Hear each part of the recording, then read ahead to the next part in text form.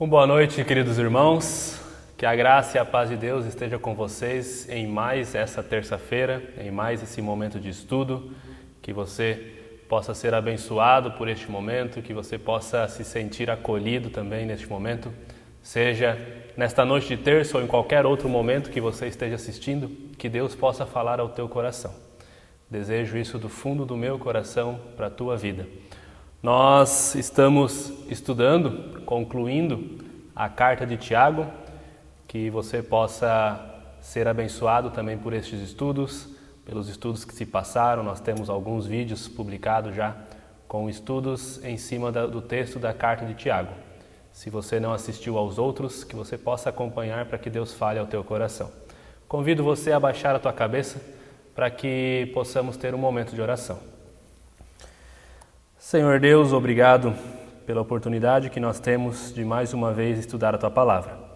Obrigado por esta ferramenta que o Senhor nos dá através da internet, para que a gente possa ter momentos assim, apesar da distância, apesar das circunstâncias que estamos vivendo, Senhor. Te peço, fale ao nosso coração neste momento, ensine-nos aquilo que o Senhor deseja, que possamos ser cristãos segundo a Tua vontade, Pai. Nos entregamos em Tuas mãos no nome de Jesus. Amém. Bom, nós estamos estudando a carta de Tiago, como eu disse, chegando ao final, ao último texto da carta de Tiago. E eu espero que vocês tenham aproveitado, tenham aprendido a gostar dessa carta e daquilo que nós conversamos nos últimos meses. Como eu repeti algumas vezes, Tiago é alguém que fala para dentro da nossa realidade. Tiago é alguém que fala para as coisas que nós vivemos no dia a dia. Ele não faz grandes discussões teológicas, mas ele tenta dar ensinamentos práticos para que nós possamos viver a fé cristã no dia a dia. Então eu quero convidar você a ler comigo o texto de Tiago, capítulo 5, versículos 12 até o 20, o finalzinho da carta de Tiago, capítulo 5, versículos 12 até o 20. Ali diz assim: Sobretudo, meus irmãos, não jurem nem pelo céu, nem pela terra, nem por qualquer outra coisa. Seja o sim de vocês sim e o não, não, para que não caiam em condenação. Entre vocês há alguém que está sofrendo? Que ele ore. Há alguém que se sente feliz? Que ele cante louvores. Entre vocês há alguém que está doente? Que ele mande chamar os presbíteros da igreja, para que estes orem sobre ele e o unjam com óleo, em nome do Senhor. A oração feita com fé curará o doente, e o Senhor o levantará. E se houver cometido pecados, ele será perdoado. Portanto, confessem os seus pecados uns aos outros, e orem uns pelos outros para serem curados. A oração de um justo é poderosa e eficaz. Elias era humano como nós. Ele orou fervorosamente para que não chovesse, e não choveu sobre a terra durante 3 anos e meio. Orou outra vez, e os céus enviaram chuva, e a terra produziu seus frutos. Meus irmãos, se algum de vocês se desviar da verdade e alguém o trouxer de volta, lembre-se disso.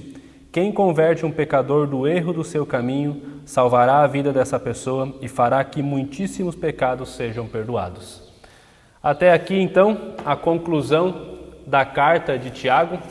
Na semana passada, nós falamos sobre perseverança em meio ao sofrimento, enquanto se aguarda a vinda do Senhor. Hoje nós vamos falar sobre perseverança na oração, principalmente. Dessa forma, Tiago nos dá uma abordagem prática do que significa esperar perseverante até que o Senhor venha. E Tiago encerra a sua carta mostrando mais uma vez algo que pode parecer tão simples, mas que é fundamental para a nossa vida de fé: a oração. No versículo 12, que nós acabamos de ler, Tiago foca em qual deve ser a postura do cristão com a palavra. Ele, ao longo da carta, fala muitas vezes do cuidado com o uso da palavra, do cuidado com fofoca, com mentiras, e ele afirma agora que o cristão deve ser conhecido por sua verdade, ao ponto de não precisar fazer nenhum tipo de juramento. A proibição ao juramento é um conceito bíblico que vem muito antes de Tiago. Tiago só reforça aqui, mas o foco de Tiago não está na lei em si, na proibição de jurar. mas sim na integridade das palavras das pessoas. Um cristão deveria ser uma pessoa de confiança e a sua palavra deveria ser suficiente. Nós sabemos que vivemos num mundo onde as coisas precisam de contratos, precisam das coisas escritas, mas ainda assim, a palavra do cristão deveria ser suficiente. No mundo dos negócios, um contrato deveria ser mera formalidade, mas a palavra do cristão deveria ser suficiente. É isso que Tiago está dizendo aqui. Então, ele reforça mais uma vez esse cuidado com a palavra, porque uma pessoa que comumente fala palavras errôneas, no momento em que ela está falando algo sério, ninguém vai confiar. Então, Tiago reforça o cuidado com a palavra, o cuidado com o uso da palavra. E nos versículos 13 até 18, Tiago entra especificamente no assunto oração. Ele aponta para a necessidade de orar em todas as situações. Tiago traz aqui 4 tipos de oração que é importante a gente analisar. Primeiro, ele fala da intercessão pelos que sofrem. Tiago não fala do tipo de sofrimento, mas ele diz que onde existe sofrimento, deve existir oração. Se a gente lembra do texto da semana passada, ele cita o sofrimento de Jó. Naquela situação, faltou exatamente pessoas que orassem com Jó e em favor de Jó. E eu creio que é isso que Tiago está enfatizando aqui, se colocar ao lado dos que sofrem e, acima de tudo, orar por eles. Aquela pessoa que está sofrendo deve orar, sim, mas a comunidade, os irmãos, os amigos devem orar e interceder por ele. Os amigos de Jó foram até ele apenas para discutir a doutrina, a lei que eles conheciam, e apontar para os erros de Jó que poderiam ser a causa de ele estar sofrendo daquele jeito. Se a gente lê o livro de Jó, o próprio Deus condena, acusa os amigos de Jó por eles não terem intercedido em oração pelo sofrimento de Jó. Eles passaram todo o tempo acusando Jó, tentando achar qual foi o erro de Jó, mas em nenhum momento eles oraram e intercederam pelo sofrimento de Jó. A comunidade cristã é um lugar onde o sofrimento, das mais diversas formas, não deixa de existir. Nós, como cristãos, convivemos com o sofrimento, mas a comunidade cristã deve ser também um lugar onde a intercessão pelos que sofrem sejam constantes. Devemos interceder constantemente. A comunidade cristã persevera na intercessão em favor do sofrimento dos irmãos e do mundo. Um outro tipo de oração, totalmente o oposto dessa primeira, é a oração de louvor em meio à alegria. Em primeiro lugar, isso nos vem como um alívio, porque na vida das pessoas, na vida da comunidade, não existe apenas momentos de sofrimento, mas temos também muitos momentos de alegria. E em segundo lugar, aprendemos que a oração não é apenas para momentos ruins, momentos de sofrimento. Não devemos orar só quando as coisas estão ruins, mas também quando experimentamos essa alegria, devemos orar e louvar a Deus.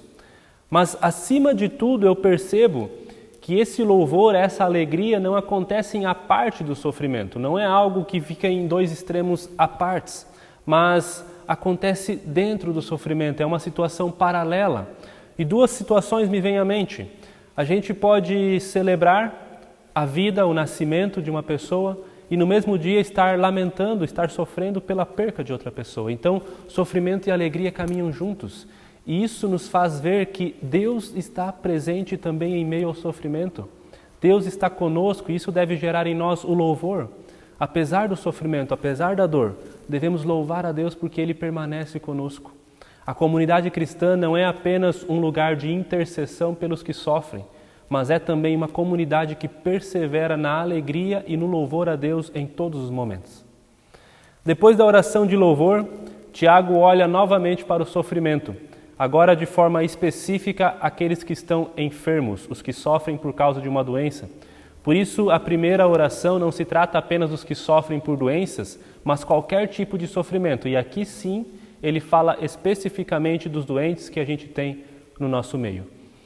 Sabemos, e Tiago reforça, que mesmo aqueles que perseveram firme com Deus, também podem ficar doentes e experimentar a aflição, a dor de uma doença. Interceder por esses é uma forma de cuidado por parte da comunidade e uma forma da manifestação de Deus na vida daquele que está enfermo. Por isso, Tiago deixa bem claro de que os presbíteros da igreja devem ser chamados. A presença dos irmãos manifesta a presença de Deus ao enfermo. Deus se manifesta na vida daquele que está doente através daqueles que vão até lá orar, ouvir, consolar, confortar. Então, a nossa presença numa situação de enfermidade se transforma na presença de Deus na vida daquela pessoa. Mas quem são esses presbíteros? Nos nossos dias hoje, quem são? De acordo com o Novo Testamento, alguns textos que falam sobre lideranças, que falam sobre os presbíteros, a gente pode afirmar que os anciãos, aqueles com mais idade, e os líderes da comunidade são os presbíteros. E só um parênteses aqui, nós falamos há 2 semanas atrás, se eu não me engano, sobre sabedoria. E lá eu citei que as pessoas mais velhas não são obrigatoriamente as mais sábias. Então, anciãos aqui, aqueles com mais idade, eu compreendo também que sejam aqueles com mais sabedoria. Não necessariamente o mais velho, mas o mais sábio na comunidade, e a liderança da comunidade são os presbíteros. E esses têm uma função fundamental diante das pessoas enfermas. A eles cabe orar e ungir com óleo o enfermo. E ele afirma, Tiago afirma, que a oração e a unção salvará o enfermo e o Senhor o levantará e os seus pecados serão perdoados. Interessante, Tiago coloca aqui os pecados, o próximo versículo também fala sobre pecados. Isso aponta para a salvação total do ser humano. A saúde e a culpa, o relacionamento com Deus são restaurados. Através da oração, da unção, a questão da unção é algo que precisamos de um estudo só para aprofundar essa conversa, aprofundar esse tema, mas Tiago está dizendo que a intercessão pelo doente é capaz de curar a saúde, a dor física, mas também dar uma cura espiritual. Mas em primeiro lugar, Tiago está convocando os cristãos a perseverar na intercessão e no cuidado aos enfermos. Antes de qualquer resultado que Deus poderá trazer, seja a cura ou não, a comunidade deve experimentar e manifestar a presença de Deus entre eles através desse cuidado. Deus se manifesta a nós através do cuidado que os irmãos têm uns com os outros. E um último tipo que Tiago apresenta aqui de oração é a oração de confissão de pecados. Aqui ele continua então aquilo que ele disse no versículo anterior. E é interessante observar que não se trata de uma simples oração. Se a gente observar, Tiago diz, há alguém que está sofrendo, que ele ore. Há alguém que está feliz, que ele louve. Há alguém que está doente, que ele mande. Ou seja, Tiago está colocando tudo isso na primeira pessoa. É uma oração que eu faço, é uma oração de louvor que eu faço. Sou eu que peço para que os presbíteros venham. Mas agora, Tiago diz assim, portanto, confessem os seus pecados uns aos outros. Aqui não fica apenas eu e Deus, não é uma mera oração, mas é uma confissão pública de pecados. Ele diz que devemos confessar os nossos pecados uns aos outros. A confissão do pecado nos leva ao perdão. E, biblicamente, a palavra perdão está relacionada com saúde. Se a gente olhar o Salmo 32, lá o versículo 3 vai dizer, enquanto escondi os meus pecados, o meu corpo definhava de tanto gemer. Então, o perdão possibilita a cura espiritual e a cura física, como o Tiago já disse no versículo anterior. Ele será curado e os seus pecados perdoados. A confissão de pecados possibilita isso. Confessem os seus pecados uns aos outros e você receberá cura física e cura espiritual. E o justo, que ele diz aqui que a oração do justo é poderosa e eficaz, o justo aqui não é aquele que é santo, que é perfeito, que não peca, mas é alguém que sabe justamente que ele é perdoado e justificado por Deus por meio de Jesus Cristo. O justo é aquele que sabe que é pecador, mas sabe que foi acolhido por Deus. E chegando ao final, eu acho incrível os últimos versículos dessa carta de Tiago, os versículos 19 e 20, a forma como Tiago encerra. Tiago não encerra com saudações, com bênção, com abraços, ele não manda abraços à comunidade, mas ele encerra com um desafio aos cristãos da época e um desafio para nós hoje. ele aponta para a possibilidade de que alguns entre nós, se desviem da verdade. E a verdade aqui significa Cristo, significa o Evangelho. Então, diante dessa possibilidade de que alguns se desviem, Tiago desafia a comunidade e desafia a cada um de nós a buscar essa pessoa, a resgatar essa pessoa, a fazer com que ela reconheça o seu erro e volte para o Evangelho. E ele diz, eu acho lindo isso, quem converte um pecador do erro do seu caminho, salvará a vida dessa pessoa. Então aqui Tiago está falando de salvação. A tarefa, o desafio que ele dá para nós é apresentar a salvação a essa pessoa. Tiago reafirma que a nossa tarefa é anunciar arrependimento e o perdão. Não é a nossa tarefa julgar, ele já falou sobre isso. Não é a nossa tarefa ficar falando da vida e dos erros dessa pessoa nas rodas de conversa que acontecem na comunidade, ele já falou sobre isso. E ele encerra dizendo que, como cristão, a nossa responsabilidade, nós como comunidade, como cristãos, como pessoas, temos a tarefa de anunciar o arrependimento para que essa pessoa seja resgatada. A comunidade de Jesus persevera na evangelização e na proclamação do arrependimento e da salvação pela graça, pela fé em Jesus Cristo. Somente assim a salvação e o perdão se tornarão visíveis no nosso meio. Irmãos, nós tivemos 12 semanas de estudo, um pouco mais, porque teve 1 ou 2 semanas ali que nós pulamos por questões de comunicação, da internet, mas foram 12 momentos de estudo sobre essa carta incrível de Tiago. Para mim foram momentos de grande aprendizado, momentos muito importantes. A minha tarefa, em primeiro lugar, não é ensinar, mas é aprender e compartilhar aquilo que Deus me ensina. Então, preparar esses estudos para vocês me ensinou muito e eu aprendi muito com Tiago e desejo do fundo do meu coração que você tenha aprendido, que você tenha aproveitado. Tiago iniciou essa carta falando sobre perseverança e agora nós encerramos, Tiago encerra a carta falando sobre perseverança. A vida com Deus não é um mar de rosas. A vida com Deus não é uma vida fácil, uma vida de tranquilidade apenas. Precisamos perseverar muito e constantemente se nós quisermos chegar no fim da vida e poder afirmar como Paulo, combati o bom combate, completei a carreira, guardei a fé. Se a gente quiser afirmar isso, precisamos perseverar. É um desafio grande, mas em todos os momentos Deus se coloca do nosso lado e nos oferece aquilo que é necessário para que a gente persevere. Na próxima semana nós vamos iniciar um novo estudo. Ainda não defini qual será o texto. Mais uma vez eu peço, se você tiver algum texto, algum assunto que você gostaria que fosse abordado, que fosse estudado, me envie, fale comigo, ainda não está definido. Mas apesar disso, apesar de a gente trocar o texto, trocar o estudo, eu tenho um pedido a cada um de vocês. Não se esqueçam das palavras de Tiago. Não esqueçam os conselhos, os ensinamentos que foi passado a nós através dessa carta.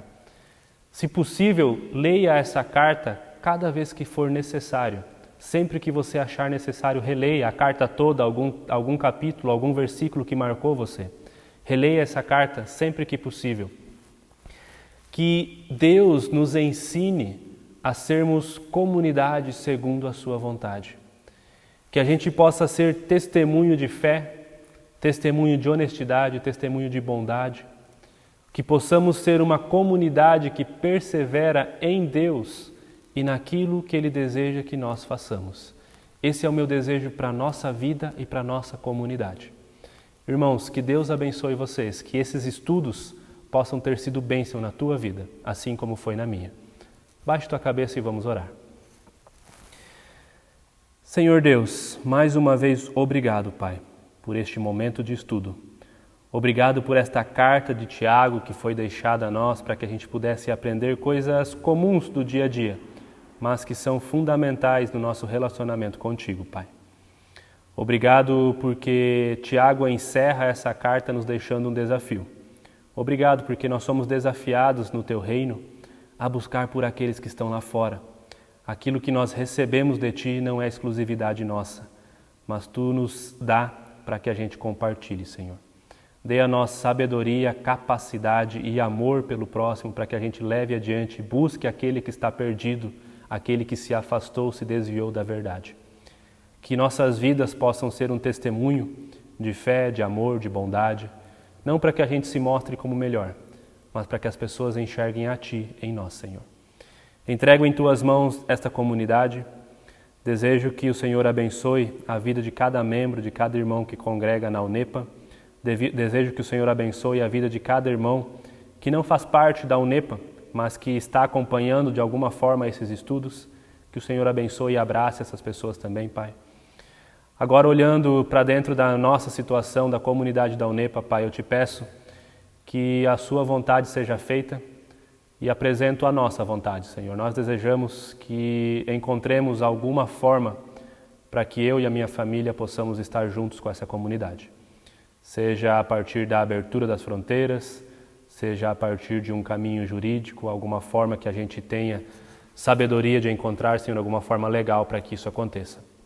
Que Tu nos mostre, que Tu nos dê sabedoria. E enquanto isso não aconteça, que o Senhor nos dê paciência, calma, para viver cada momento que o Senhor nos dá também. Pai, eu te peço mais uma vez que essa carta de Tiago possa produzir frutos em nossas vidas e em nossas comunidades. No nome santo de Jesus Cristo. Amém. Irmãos, eu me despeço de vocês, desejando uma abençoada semana ainda adiante, que os irmãos possam ser confrontados, desafiados por esta carta, mas que se sintam também abraçados e abençoados pelo amor de Deus através de tantos relatos de bênção que a gente teve. Desejo a você uma boa noite, um forte abraço e até mais.